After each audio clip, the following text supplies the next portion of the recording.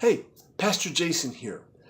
And I want to say, welcome to the Daniel Fast. This is going to be a tremendous experience in your life and in your walk with the Lord. You see, the Daniel Fast is a 21-day partial food fast. Now, the purpose of this fast is to restrain ourselves from commonly enjoyed foods as an act of worship and consecration before the Lord. The fast is based upon the prophet Daniel's experiences.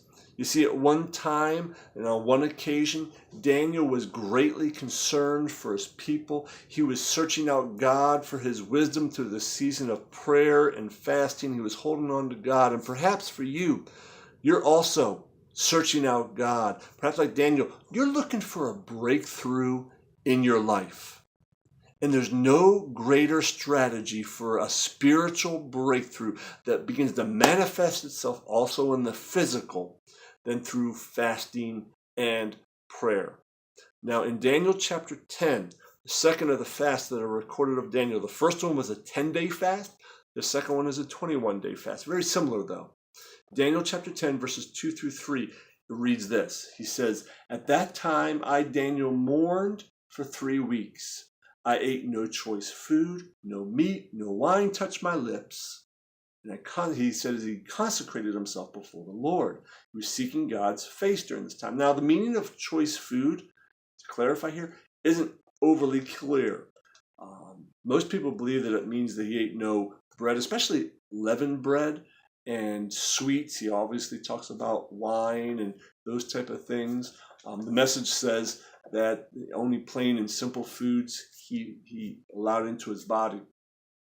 But the idea behind the fast is really not to duplicate Daniel's menu, but is to imitate his spiritual hunger. Let me say that again. It's not to duplicate his menu, but to imitate his spiritual hunger. I cannot emphasize this enough to you. You see, it was Daniel's passion for the Lord that caused him to seek spiritual food from heaven rather than the physical food here on earth.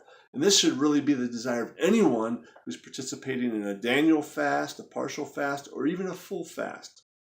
Now, we put some links as a part of this resource for you about menus and foods. There's a lot of people that spend a lot of time and energy kind of trying to define what some of those things might be so that you have something to eat during this time that will be healthy and won't hurt your body. And so I'll allow the experts to kind of focus in on that piece. But even as we talk about the food part, it's really not meant to push you into legalism. Okay? The focus of the Daniel fast is not the food. Instead, it's all about setting our eyes on the Father and drawing near to Him. So, as we talk about fasting, fasting is the one side of the coin. It must be mixed with prayer. In fact, fasting without prayer is just a diet.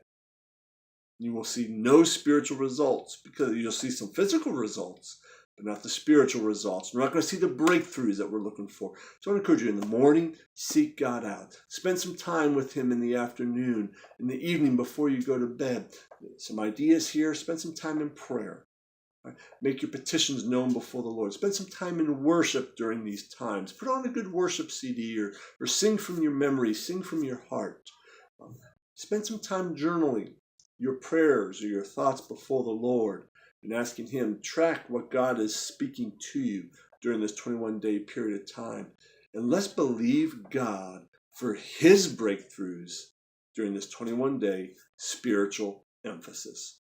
God bless. I'm praying for you, and I'm believing God together with you for His breakthroughs.